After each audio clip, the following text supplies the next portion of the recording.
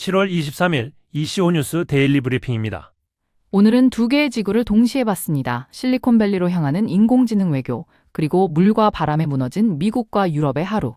오늘의 환경과학 뉴스를 영역별로 정리해드립니다. 먼저 기후위기입니다. 열대성 폭풍버사가 뉴올리언스 남동쪽 루이지애나 세인트 버나드 패리시에 상륙했습니다. 최대 지속 풍속은 시속 45마일, 세력은 약해졌지만 중심에서 먼 곳까지 강풍을 뿌리며 플로리다에서 미시시피까지 해변이 폐쇄됐습니다. 더 큰 피해는 내륙에서 났습니다. 켄터키와 웨스트버지니아를 강타한 극한 기상대가 토네이도와 기록적인 돌발 홍수를 몰고 왔습니다.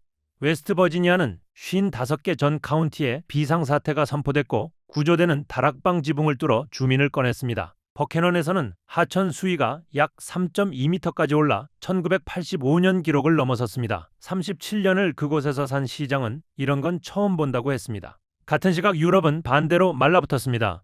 지난달 폭염으로 유럽 곡물 농가가 20억 유로의 수익을 잃고 900만 톤의 작물이 사라진 것으로 추정됩니다. 2018년 이후 가장 적은 수확입니다. 물을 둘러싼 소식 두 가지입니다. 브라질 북동부 건조지대 세르탕의 물 부족을 해결하겠다며 시작된 대규모 물길 전환 사업이 정작 그 사업으로 삼터를 잃은 주민들에게는 닿지 않고 있습니다.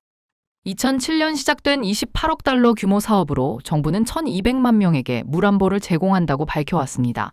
그 과정에서 848가구가 18개 계획 마을로 옮겨졌는데 일부 마을은 지금도 상수도에 연결되지 않았습니다. 저수지를 4km 앞에 두고도 물을 길어 쓰는 한 주민은 예전이 더 나았다고 말했습니다. 바다에서는 다른 연구가 나왔습니다. 향고래가 배소리를 들으면 울음의 리듬을 바꾼다는 사실이 확인됐습니다. 연구진은 도미니카 해역에서 향고래 15마리를 4년간 듣고 1,000개가 넘는 울음을 기록했는데 배가 가까워지면 클리금 간격이 눈에 띄게 빨라졌습니다. 다른 해양동물이 소음 속에서 목소리를 키우는 것과 달리 향고래는 음량 대신 속도를 바꿨습니다. 이번엔 산업입니다. 이재명 대통령이 내일 오전 샌프란시스코에 도착해 글로벌 빅테크 최고 경영자들과 연쇄 회동에 나섭니다. 면담 상대가 눈에 띕니다. 엔트로픽의 다리오 아모데이, 오픈AI의 샘 올트먼, 엔비디아의 젠슨 황, 브로드컴의 혹탄, 인공지능 모델과 반도체, 네트워킹까지 공급망 전 구간을 아우르는 구성입니다. 이어 열리는 샌프란시스코 AI 서밋에는 이재용 삼성전자 회장, 최태원 SK 회장, 정의선 현대차그룹 회장, 이혜진 네이버 의장을 비롯해 150여 명이 참석합니다. 이 대통령은 이 자리에서 샌프란시스코 AI 선언을 발표합니다. 이튿날에는 실리콘밸리 벤처 투자 미덕이 이어집니다. 앤드리슨 호로이츠와 세콰이어 캐피탈 등 최상위 벤처 캐피털 6개 4대표를 만나고 국민연금공단과 이들 사이의 양해각서 체결에도 참석합니다. 인공지능은 이제 기술 뉴스가 아니라 외교 뉴스이자 에너지 뉴스입니다. 데이터 센터 한 곳이 도시 하나만큼 전기와 물을 씁니다.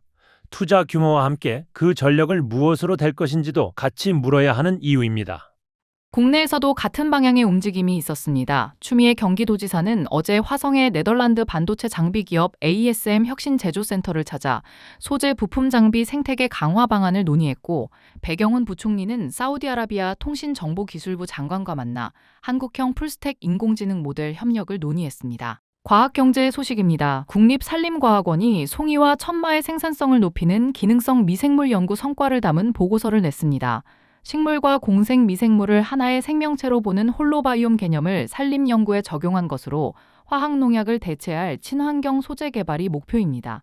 보고서는 산림과학원 도서관 누리집에서 누구나 볼 수 있습니다.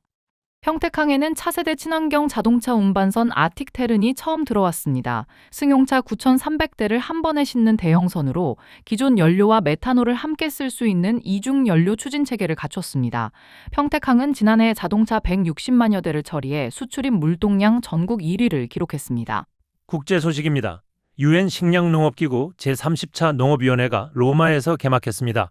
토양 건강과 물 부족, 농약과 플라스틱, 항생제 내성까지 점검하며 내년까지 이어질 경연 주제는 식량 안보를 위한 혁신입니다. 어제 청와대에서는 신임 주한대사 8명이 신임장을 제정했습니다. 청와대에서 열린 것은 4년 만입니다. 끝으로 보건 소식입니다. 보건복지부가 오늘부터 이틀간 전국 자살 예방 실무자 100여 명이 모이는 역량 강화 회의를 엽니다. 정부는 자살 예방 상담 전화 109의 상담 인력을 올해 안에 200명까지 늘릴 계획입니다. 오늘 하루를 한 문장으로 요약하면 이렇습니다. 한쪽에서는 미래를 찾고 다른 쪽에서는 현재를 잃었습니다. 샌프란시스코에서 인공지능의 다음 10년을 이야기하는 동안 웨스트버지니아의 주민은 다락방에서 구조됐고 세르탕의 주민은 오늘도 물을 길었습니다. 기술이 무엇을 만들 것인가만큼 누구를 지킬 것인가를 함께 물어야 할 때입니다. 환경 뉴스의 맥락까지 에코뉴스였습니다.